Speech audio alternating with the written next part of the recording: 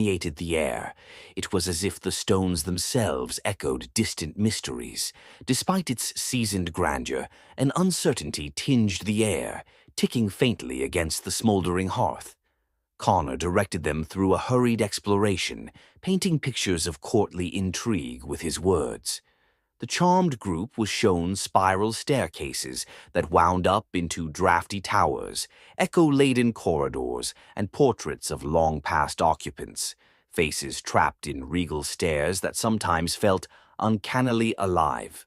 Most importantly, Connor whispered conspiratorially, halting at a doorway leading to the depths below, is the legend of the vault, hidden somewhere within these stone walls, a long-lost treasury of the chieftain, cursed and abandoned with his lineage. The night crept forward, wrapping the castle in its inky embrace. The group retired to their rooms eagerly, though piqued curiosity held Isabella awake. Wandering the torch-lit halls, she marveled at how the stones whispered stories of their own, age-old tales of ambition, betrayal, and loss as seen through conjured eyes. She found herself drawn toward a specific chamber, neglected and shadowed, featuring a portrait, different from the rest. The painted eyes followed with unnerving accuracy, a glint hinting at secrets long buried. Beneath this gaze, Isabella sensed an expansion of the narrative, one distinctly guided by the undercurrent of unsatisfied hunger. Dreaming of hidden troves and veiled histories, Isabella meandered back, but sleep remained elusive. A chill invaded her mind, the eerie feeling of being watched intermingled with the castle's intense isolation, a guardian of truths unseen. The night settled deeply across Dunfane Castle, as dreams traversed both the living and those unquiet. Suddenly the silence was shattered, an unnatural howling that rose from the depths, reverberating through stone and marrow alike, rousing remaining souls to wakefulness. Connor's voice, strained and hurried, called through the walls. "Come down, all of you. Something's stirring below." Gathering in confusion and haste, the group assembled, tremors of fear leapfrogging across their consciousness. The shadows thickened as Connor led them toward the source of the chilling wail emanating from the castle's underbelly, a passageway hidden behind brushing cobwebs, laden with secrets waiting to emerge. A sense of foreboding hung heavy. As they descended ancient steps into the cold bowels of the castle, lamps flickered wildly in an unseen draft, sweeping through the corridors as spectral figures enfolded themselves from forgotten spaces. Crossing the bound threshold, they entered a sprawling chamber, its walls eerily suffused with a glow that revealed vaults and containers, long unopened. Collections of ancient wealth lay before them, tarnished and bound with chains steeped in ages past. Yet upon looking closer, they shuddered at the figures surrounding the room. Translucent shapes, the ghostly possessors of this forsaken place, stirred, eyes filled with insatiable greed fixed upon the treasure, every covetous nuance etched with a hunger that resonantly joined their unwavering stares. In self-twined terror reverberated through those gathered. Spectres' translucent forms hovered near the tarnished wealth their souls had long been bound to guard. Isabella felt a cold rush, a prickle of dread entwined with curiosity.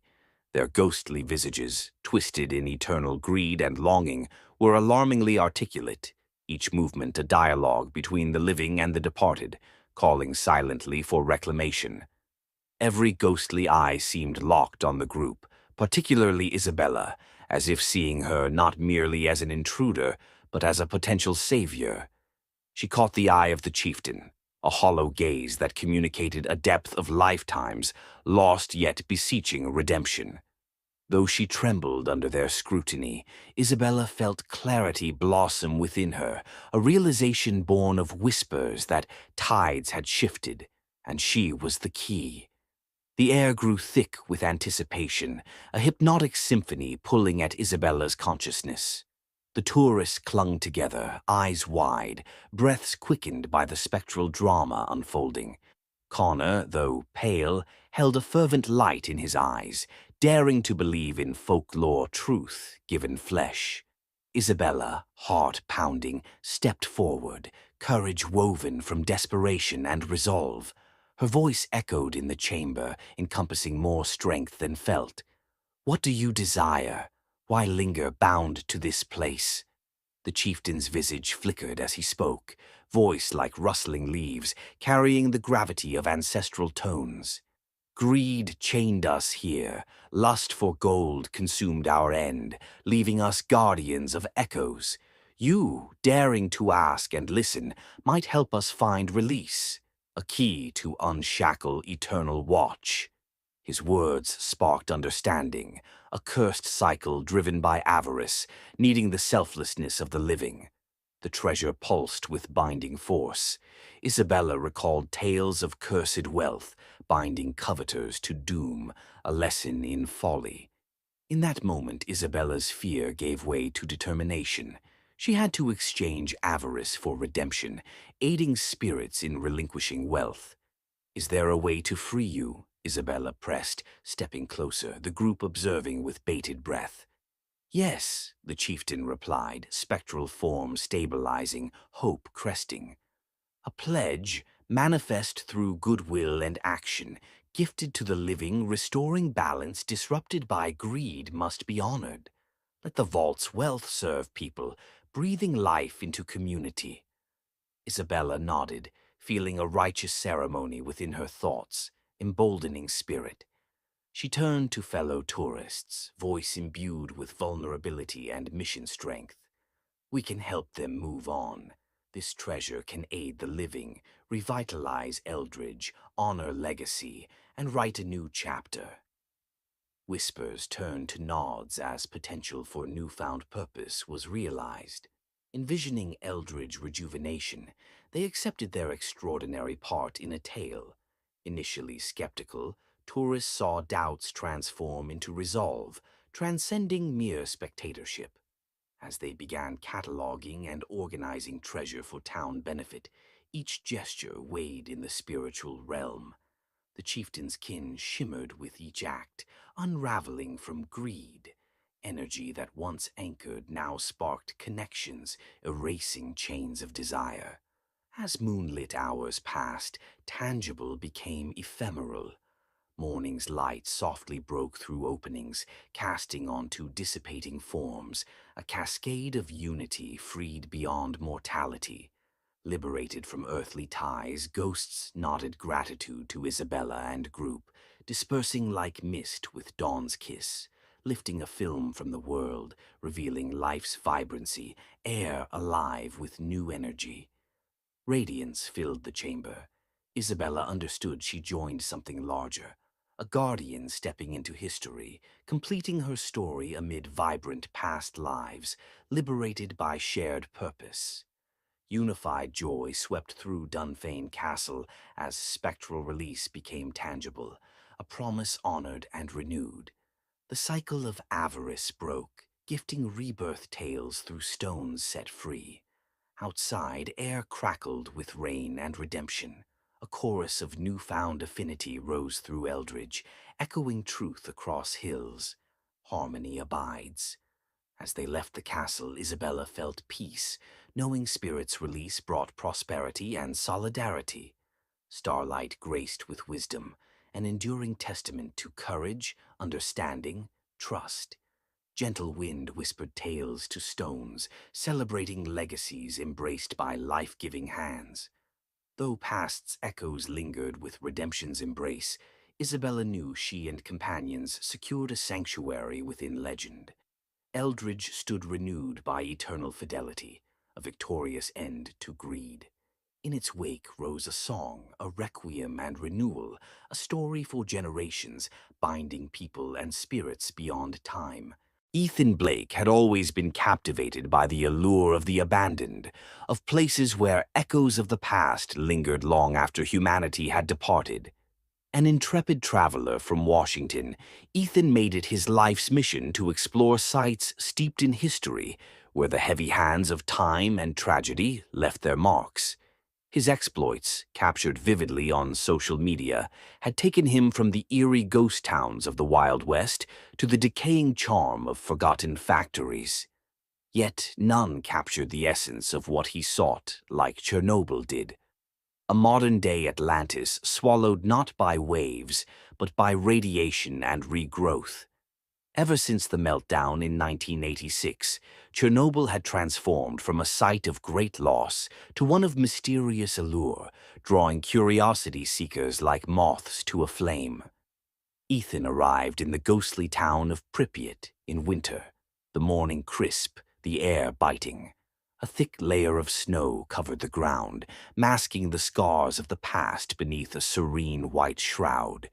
Geiger counter in hand, he was prepared for his greatest adventure yet, intent on delving deeper into the exclusion zone than any sanctioned tour could offer.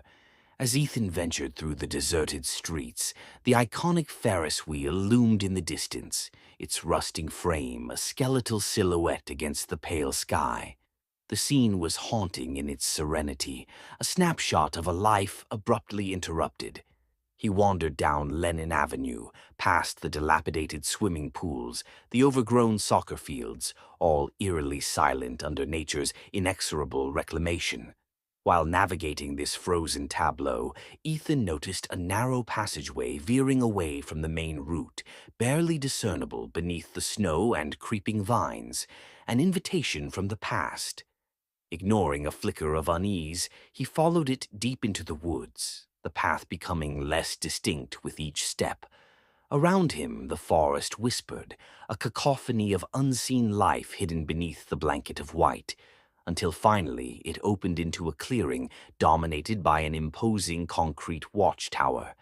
The tower stood defiant against the encroaching wilderness, and with it came a sign, Tolku dla Personala, reserved for personnel only. Ethan's heart quickened with excitement, the undeniable allure of forbidden knowledge enticing him forward. He climbed cautiously, each step a journey through time, reaching the tower's observation platform with bated breath. There, through shattered panes of glass, he saw a figure in the woods. At first it seemed a mere shadow among shadows, but then it clarified. A man in an antiquated Soviet military uniform, face obscured by a gas mask. Every instinct screamed at him to be cautious. Yet curiosity is a siren song. He raised his camera, capturing what he hoped would be proof of an unexpected encounter. But when he lowered the lens, the figure was gone, leaving only questions in its wake. Descended into a growing unease, Ethan returned to the ground, discovering that the path back seemed different, infused with a sense of being implacably wrong, a dissonant melody in the deepening silence. Trees that once bent gently now formed a claustrophobic tunnel, guiding him inexorably towards something unseen. The air grew thick as he stumbled upon an entrance nearly smothered by the earth. A bunker. What drove him to enter, Ethan couldn't say. Perhaps the same force that had drawn him here, a pull stronger than logic or fear. Torchlight cut through the dark, revealing the confines of a command center from another era. Consoles lay dormant beneath layers of dust, screens glazed with age, and the hum of technology whispered of secrets best left undisturbed. He moved deeper into the bowels of the bunker, the oppressive silence abruptly shattered by an unfamiliar roar, distinct and dissonant. It was not just sound, but cacophony, a fugue of voices and cries, each drowning the other like layers of distant conversations, and underneath it all, like a constant stream weaving through the chaos, was a single voice he knew all too well. His own voice trapped in a cycle of desperation and dread. "Help me," it begged, a tiny, keening wail. Panic surged, a predator stalking him in the dark as Ethan spun, the light skittering off walls, each more alien than the last. The entrance was gone, replaced by resolute concrete. Fear cloyed, sticky and suffocating. His mind reeled, searching for sense in the insanity. He was trapped in an echo of a past he didn't belong to, tangled within the sinews of a nightmare, brought to life by the very ground beneath him. But, driven by will or simply the erosion of clarity, he forced himself forward, deeper into the labyrinth, drawn by a terrible need to understand. There, at the heart of this mystery, a spacious chamber unfolded before him, everything bathed in an eerie, living luminescence that seemed to breathe in response to his presence. In the center stood a machine unlike anything he'd ever seen, its purpose inscrutable, its presence undeniable. Stacks of yellowed files lined the walls, folders brimming with secrets history had forgotten to share. Hesitantly, he reached for one, fingers brushing against dry, cracked paper. Ethan's name, bold as betrayal, stared back at him from the document's cover, a dossier diagramming his life in unsettling detail, events orchestrated long before his arrival. Before comprehension could take root, the ground beneath him trembled violently, as if the earth itself rejected his intrusion. The dossier scattered, pages falling like confetti in a disjointed celebration of deceit. He was thrown to the floor, his head buzzing with a montage of pastimes, the Ferris wheel turning, the radiant smile of children long since gone, the ominous presence of watchers, all watching, waiting, unyielding. Time folded, unfurling its mysteries, and Ethan found himself once more before the Ferris wheel, the masked figure watching still, not a mere specter of imagination, but the guardian of an elaborate enigma. The gas-masked watcher was no simple remnant of further disillusionment, but a meticulously fabricated entity, ensuring secrets remained entangled within Chernobyl's embrace. The realization was staggering. His journey had been manipulated, every experience a cog in the vast clockwork of something far beyond understanding. Ethan, however unwittingly, had become both observer and observed in a dance of shadows destined to repeat. Pripyat was alive with the sinews of forgotten whispers, a guardian of lost knowledge that harnessed visitors' specters into a grand illusion of deceit and memory. Yet, in the sudden stillness that followed, the Geiger counter's unwavering silence hung around him like a cloak, signaling an impossible reality, a cleansing not of body, but of soul. Liberation came not with escape, but through acceptance of the pact formed between person and place, past and presence. Now Ethan stood again in the world of light and reality, forever altered by the consciousness of a truth greater than he could encapsulate with words or framed images. Months passed before his Instagram showed signs of life, posts no longer mere glimpses of reality frozen in time, but reflections on the unseen currents of his odyssey beneath Chernobyl's haunted gaze. In his narratives, something eternally spoken between the lines, a soft whisper on the page invited others to listen to their own echoes within the silence. Those captive voices trapped in time's chasm, waiting to tell their story, waiting to be heard. After the funeral, the house sat still, wrapped in the melancholy of summer twilight. Emily gazed wistfully at her grandmother's old Victorian home, a place once full of life, now reduced to shadows and dust. The air was thick with the scent of lilies, and something else she couldn't quite place, perhaps the poignant mix of time, age, and memory. Her grandmother, Agnes Cartwright, had left everything to Emily. The house was hers now, a sprawling testament to years of vigilant care and a place consecrated in family lore. As she pushed open the creaking front door, it parted with a sigh that resonated through the grand parlor, leading to rows of rooms cradling echoes of laughter and the eerie shade of solitude.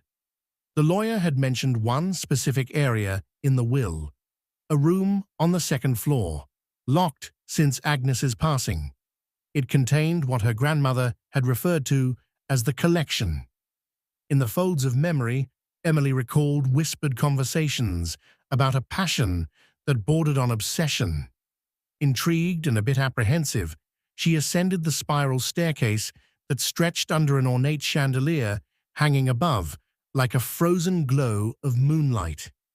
Reaching the second floor, she moved along the narrow corridor, pausing before an old oak door whose varnish had long since peeled. The doorknob was cool against her skin as she twisted it gently, stepping into a room brightly lit by the last slivers of a dying sun. Emily found herself surrounded by hundreds of eyes that gleamed as the light touched them. An expansive assemblage of antique dolls lining the shelves, perched on chairs, leaned into corners. Each doll was meticulously dressed, their porcelain faces captured in various expressions: serene smiles, melancholic gazes, soft smirks frozen in time. A slight shiver crawled across Emily's skin. She'd never much liked dolls, always finding them unsettling with their eerily lifelike features. Yet these dolls, once her grandmother's treasures, seemed to pulse with an energy that thrummed gently under the surface of their ceramic veneer. Amidst them, a particularly elaborate doll caught her eye, a Victorian beauty garbed in intricate lace and silk, its black eyes seeming to follow Emily as she walked around the room. A sense of unease tugged at her consciousness, a primal instinct to leave their stilted company before evening shadow devoured the fading sun. She resisted, driven by obligation and curiosity, deciding to explore the rest of the room before nightfall. As Emily made her way towards the large window, streaked with grime, she noticed something strange. A book lay open on a small mahogany table, ancient and delicate, its pages filled with spidery script in a language tangled and obscure. A sudden chill swept across her as a whisper echoed in the stillness, imperceptibly soft yet resounding within her mind. Startled, Emily looked around, her heart pounding against her rib cage. The room was still. Innocent dolls sat motionless, harmless. Shaking off the absurdity of unease, she closed the book gently, hoping to stall any reverberation that might linger in the halcyon dusk. She left the room behind, sealing it with a heavy breath, and descended to the relative sanctuary of the living room, deciding that she needed to call her parents to share the strange tension that hovered in this house, now all too silent. The phone rang, static crackling like the slow burn of her nerves before a comforting voice on the other end cut through her loneliness. "I miss her, Dad," Emily confessed, feeling the day's weariness seeping into her bones. Her presence still feels so real here.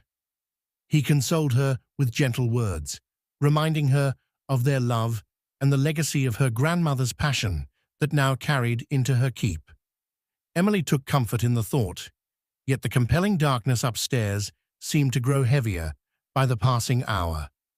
As night cloaked the house in shadow, Emily settled into an armchair once claimed by her grandmother, recalling bedtime stories and the scent of lavender and sage that always lingered in her hair. The wind howled outside, a low lament that ebbed through the eaves, lulling her into restless slumber. In the hush of midnight, Emily awoke, the dim room unfamiliar and confining. She shivered, realizing the subtle silence was absent, replaced by a distinct, unnatural tinkling sound, like porcelain tapping echoing somewhere beyond the foyer. Her throat tightened with an unspoken fear, her senses heightened in the shivering darkness. Compelled by a morbid curiosity and a sense of responsibility to the home entrusted to her, Emily rose, her breath shallow, as she crossed the creaking floor. With each step towards the hallway, the noise grew faintly louder, more organized, an eerie lull spanning between breaths of old walls and floorboards pressing back onto themselves. The stairs beckoned, and in hesitant increments, she ascended once more. Yet just as she reached the landing, the tapping ceased. leaving only the vibrating tension in her body and the haunting memory of her grandmother's voice whispering the enduring refrain. "Keep them safe, Emily. They are a part of us." The disquiet had not subsided by morning, and Emily found herself drifting through the house, tentative yet unable to draw away. Whenever she passed the closed door on the second floor, a quiver of unanswered voices seemed to call softly from within. Coffee did little to sober her senses, and the regular rhythm of the day failed to dispel the chill from her bones. Determined to confront whatever unease lay nested upstairs, Emily steeled herself and once more climbed the stairwell. Sunbeams pierced dust-laden rooms, but the corridor she entered felt separate, a faintly oppressive chill lingering in the air. She hesitated, her hand poised against the oak door that guarded her grandmother's collection. Breathing deeply, she entered. The dolls were still there as silent sentinels, expressions ambiguously serene. Yet on each, Emily sensed an evolution, an ageless awareness that transcended the room's musty staleness. The air held an iridescent quality, as if it shimmered beneath the surface, a waking elegance veiled in shadowed deceit. The elaborate doll she first noticed was prominently placed on a shelf directly opposite her entrance. Something about its eyes remained unsettling, following Emily's every movement in the room with intent scrutiny. As she drew near, the feeling of being intensely watched tugged at her mind and refused to depart. "I'm not imagining this," she whispered, recalling her grandmother's voice, which lingered as a soft reminder to trust her instincts, even as reality appeared blurred by ancestral mystery. The book she'd seen before lay closed on the table, its surface glistening with the haze of forgotten lore. Driven by a sense of urgency and intuition, Emily lifted the cover, pinching the brittle edges of pages used to weave the mystic. Lineages inked in quietude, chanting silent stories of memory and longing. A sudden draft swept the room, and the dolls shifted ever so slightly, like half-forgotten dreams slumbering at the corner of one's eyes. Whispers arose, mingling in a cacophony of murmurs as Emily glanced about, stricken by a dawning comprehension of their soulless unity. She stepped back, the quiet knowledge of intention dawning like fragmented clouds, reflecting celestial bodies. Her perspective shifted. In those moments, their faces moved, not physically but consciously, echoing an uncanny aliveness through the immobility. Understanding danced elusively before her, until trembling with an unfamiliar intensity, her focus rested solely on them and the unyielding power they obediently radiated. Suddenly, Emily felt enveloped by a memory, not her own, a fragment of a time shared and a bond unseen. Her grandmother, kneeling before the vast assembly of dolls, speaking softly with the same familial cadence. A language of kinship they embraced, communicating in threads beyond mortal reckoning. The Victorian doll's eyes gleamed, not with malice, but awareness, a vast opening to the expanse that entwined yesterday's stories with today's reality. Driven by inherited comprehension, Emily realized her purpose now entwined irrevocably with theirs. They sought her grandmother's essence, a spiritual tether to a life they'd once guided. Instinct pervaded doubt. Emily discarded fear, welcoming fulfillment long sealed in vacuous silence. A courage that resonated with her grandmother surged through her veins, transforming the room's chilling expanse into one of warmth and light. Drawing forth sincerity from within, Emily pledged aloud, "I will safeguard you, as she did. You are not alone." At her words, the atmosphere lifted, shadows retreating peacefully into the afternoon's luminous embrace. Wisdom acknowledged in their gracious nods, a silent acknowledgement from porcelain-formed kindred souls. The unease that once overshadowed faded to evoke the comforting embrace of guardian presences. Beyond the confines of the old Victorian house, sunlight streamed in wide open beams, inviting spectres of past and present together into Emily's outspread arms. She stood, feeling not as curator, but as an integral part of a complicated weave spanning generations, understanding instinctively that the ties once thought ethereal were profoundly real and unbreakable. Emily left the room, no longer prey to dread, but bound by newfound embrace of ancestry. Echoing the rhythmic, heart-touching murmurs of bond eternal, the dolls remained silent sentinels, protectors in memory's ethereal dance, brilliantly alive in the whispers of porcelain eternity. The sun hung low in the sky, casting golden ribbons of light through the dense canopy as 5 friends, Thomas, Mia, Ethan, Lily, and Jake, made their way into the heart of the forest. The air was thick with the earthy scent of moss and decaying leaves, and the sounds of wildlife echoed mysteriously around them. They had just celebrated their high school graduation, buzzing with the thrill of newfound independence and the blossom of young love. Thomas and Mia led the pack, their hands interlocked, whispering promises only those caught in the throes of first love could make. It was Mia's idea to explore the restricted area deep within the forest. Stories about the site, a once government-used radar station long since abandoned, were laden with chilling lore.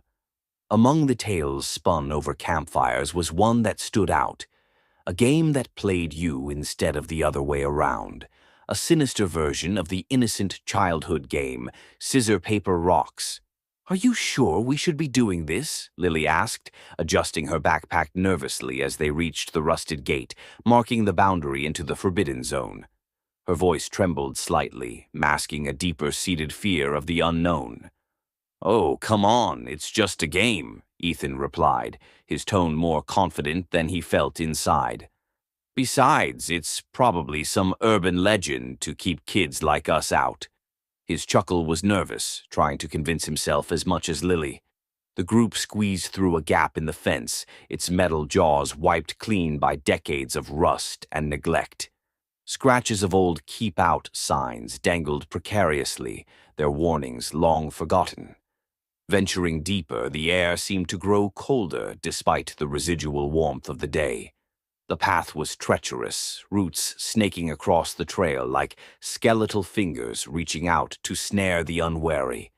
The forest grew denser, swallowing the sun and bathing the world in a green gloom.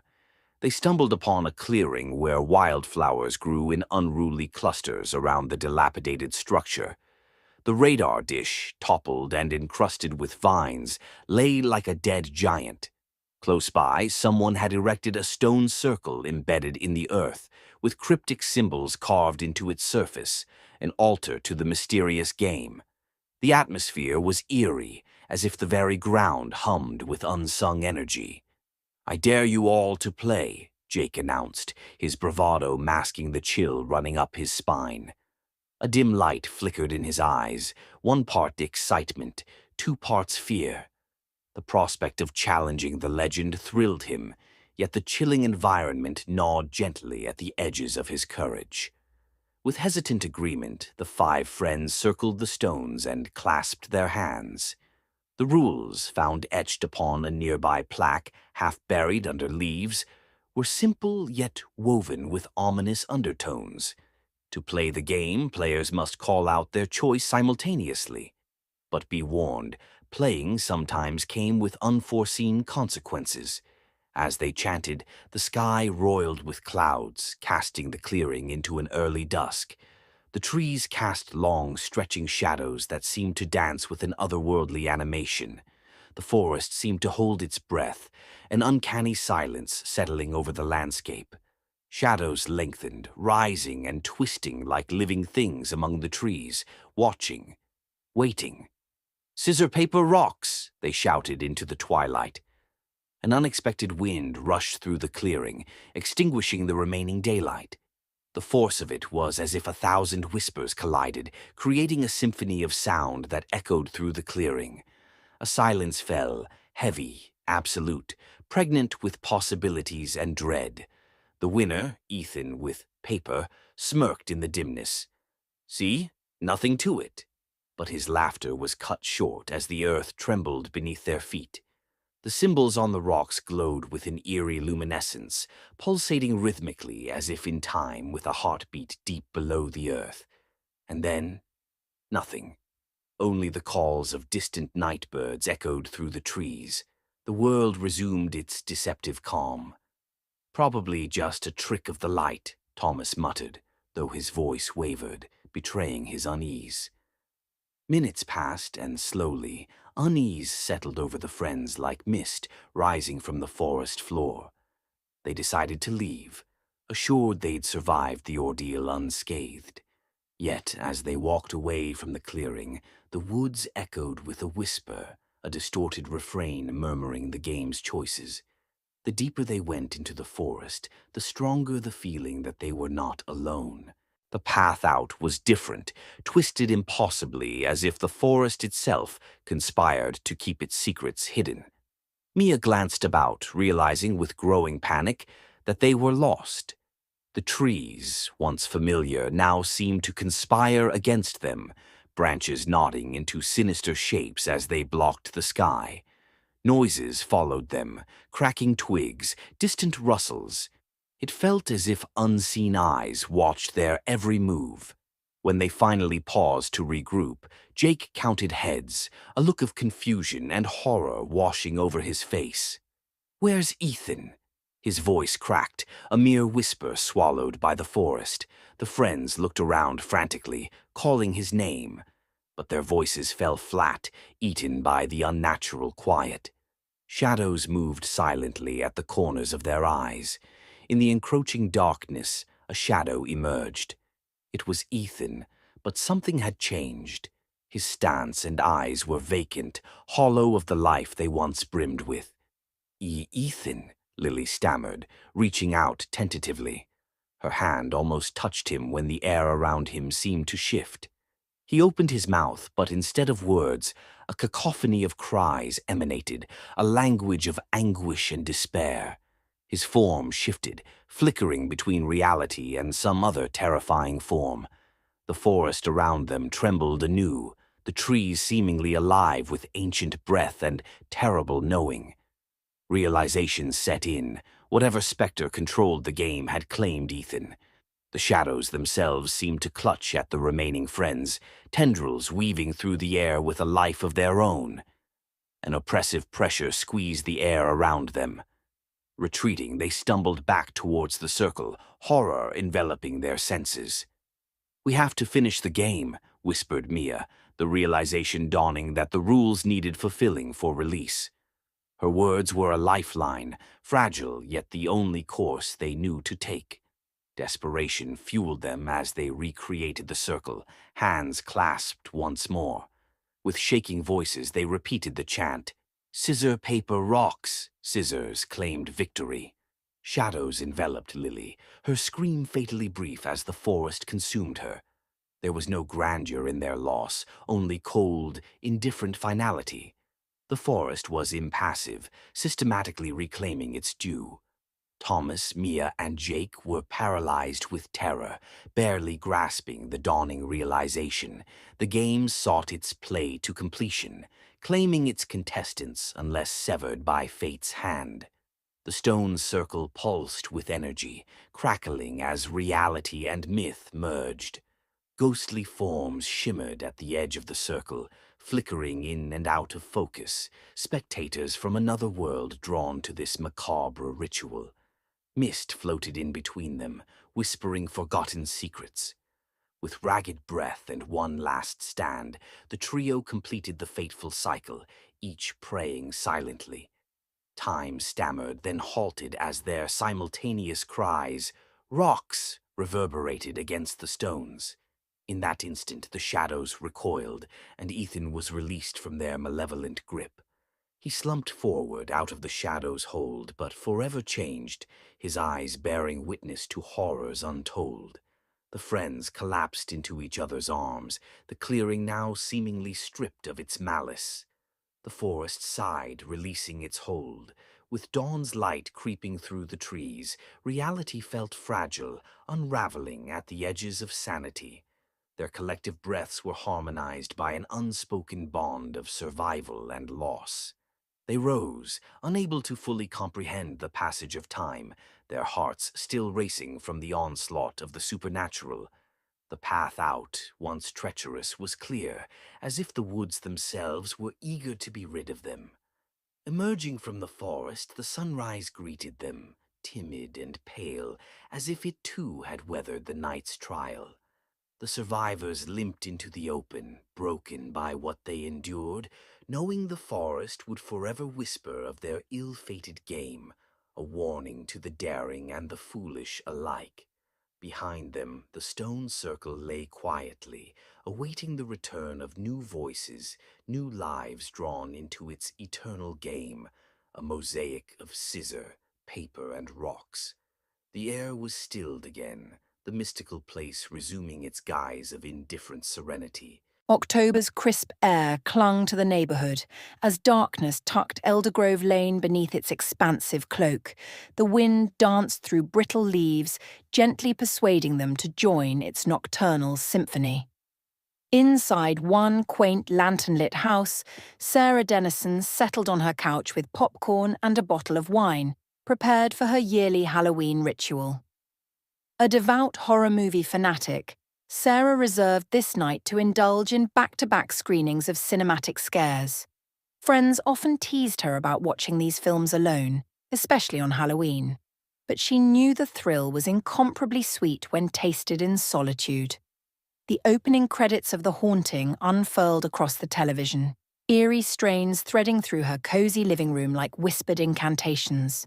The glow of jack-o'-lanterns on the porch flickered against fragile glass window panes, their monstrous grins watching an unseen world beyond.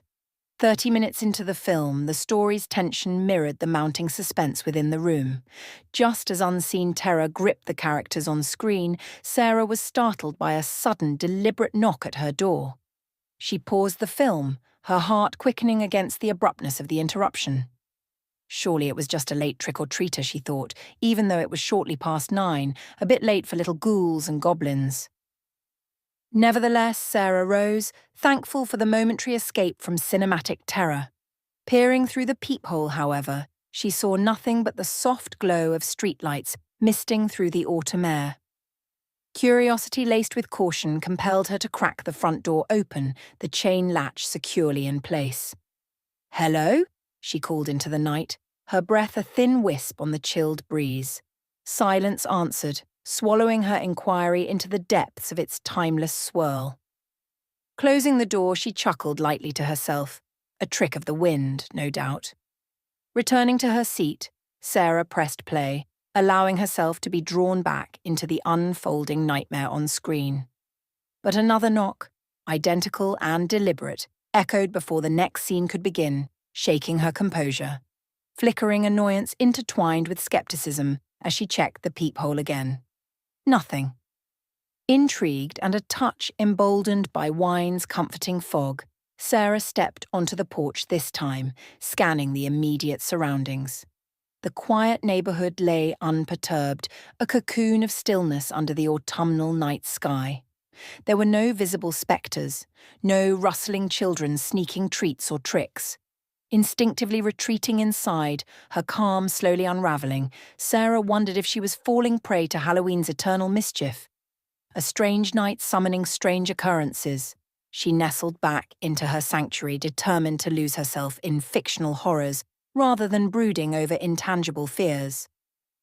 An uneasy peace settled around her as the movie reached a crescendo, yet no sooner had she begun to relax when a louder, more insistent knock reverberated through the room, leaving her no choice but to confront it once more. Confusion turned to apprehension as she checked the door again, hesitating longer this time.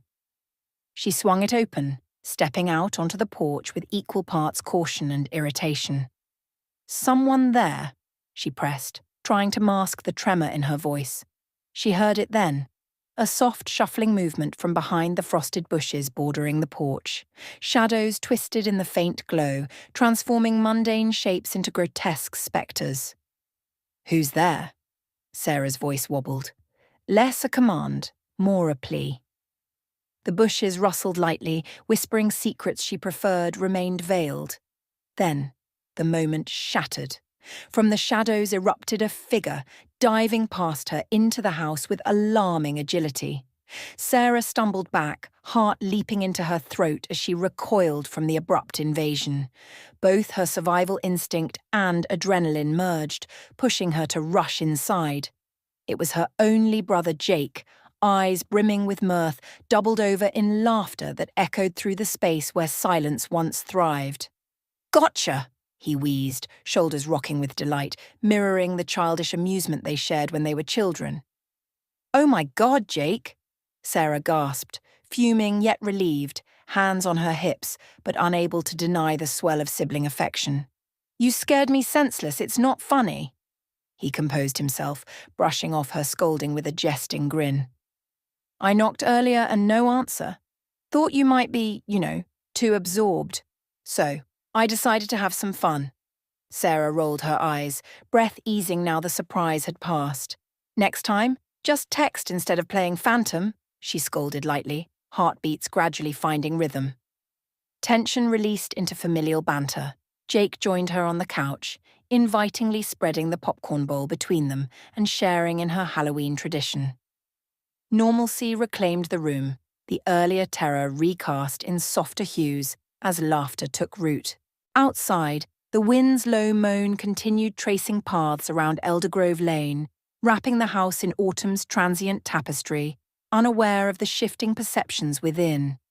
The warmth of shared company renewed the evening, even as shadows continued to weave their dance across Eldergrove Lane, taunting boundaries of the familiar.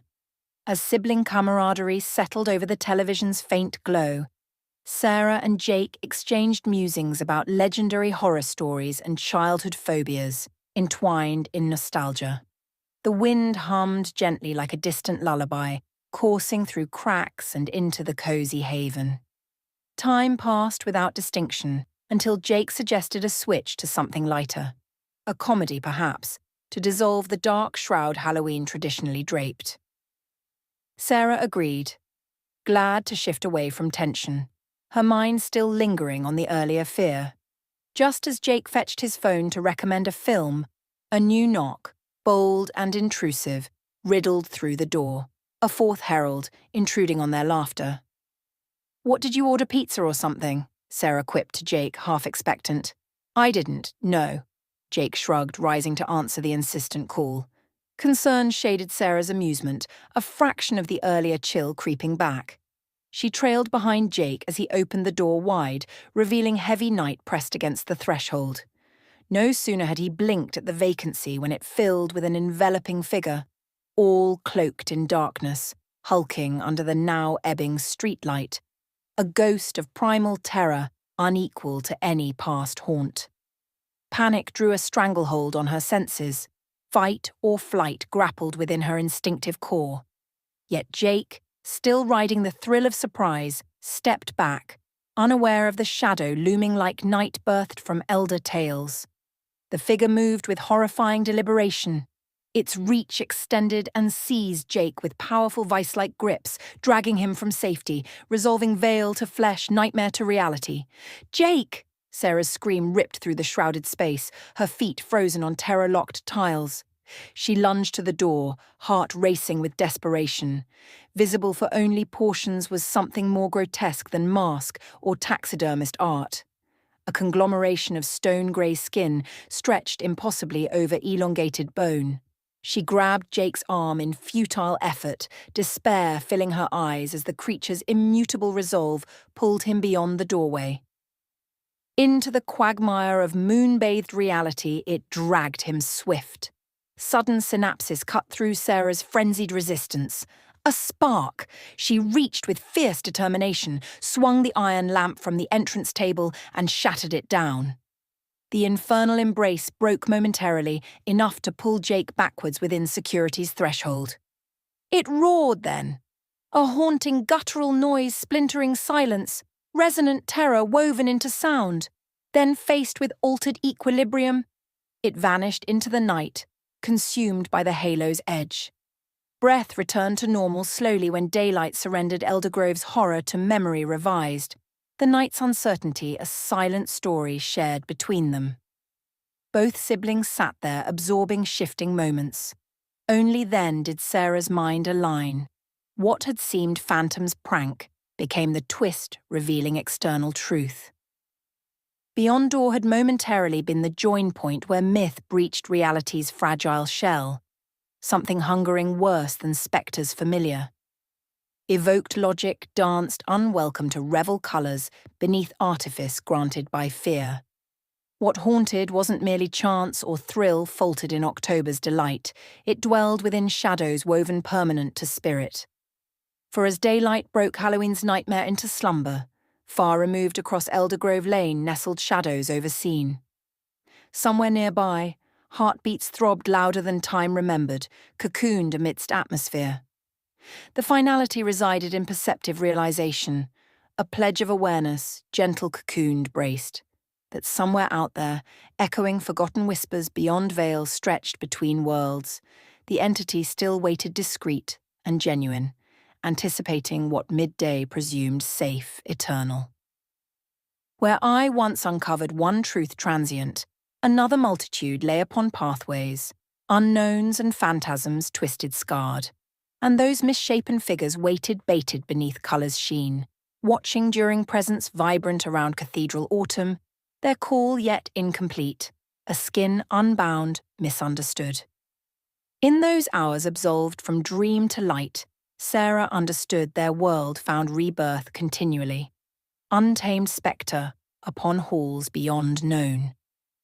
Within, the truth that faded with each heartbeat of daytime was removed from twisted destiny forsaken. The small town of Crestwood was the kind of place where life moved in slow, familiar patterns, where the seasons left their gentle mark on the people and the landscape. Nestled amidst hushed forests and rolling fields, its calm facade belied a deep undercurrent of unease.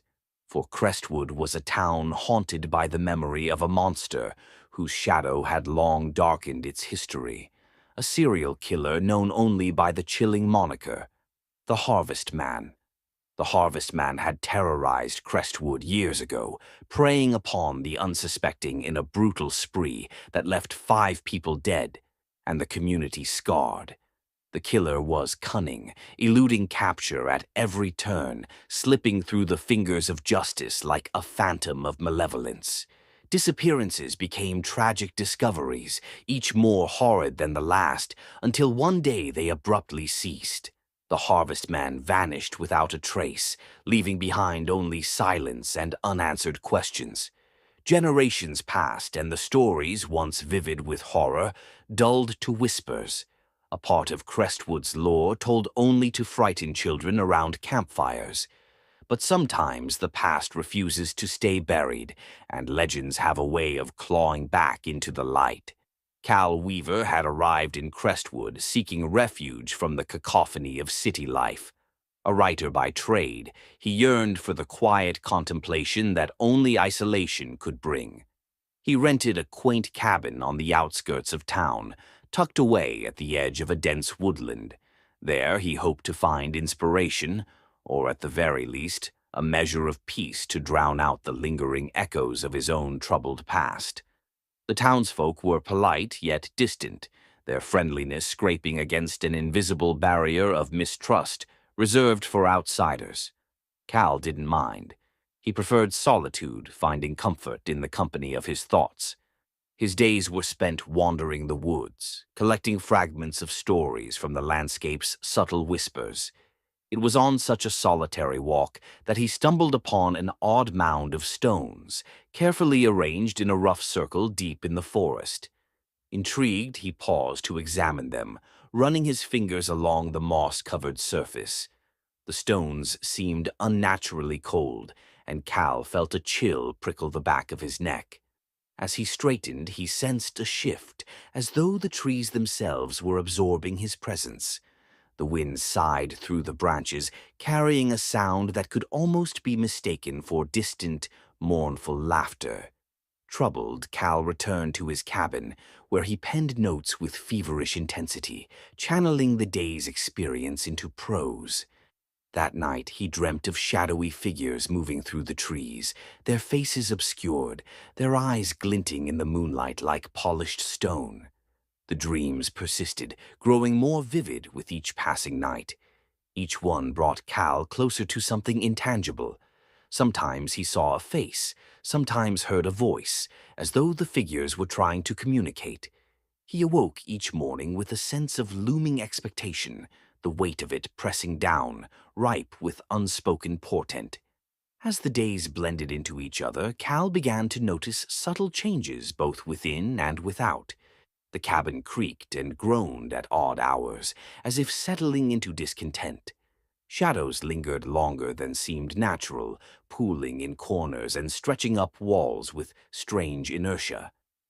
Meanwhile, Crestwood prepared for its annual fall festival, a tradition meant to celebrate the harvest and community, even as it warded off the ghosts of its darker history. Cal, driven by restless curiosity, attended. The townsfolk gathered in the square, their laughter battling against the chill in the air. Stalls brimmed with crafts and treats, and the scent of cider mingled with the crisp autumn breeze. Yet, beneath the surface there was tension, a watchful air that hung over festivities. As Cal wandered through the throngs, he caught snippets of conversation, half-hushed and fearful. Mentions of disappearances, of omens and bad luck. Some spoke of restless spirits.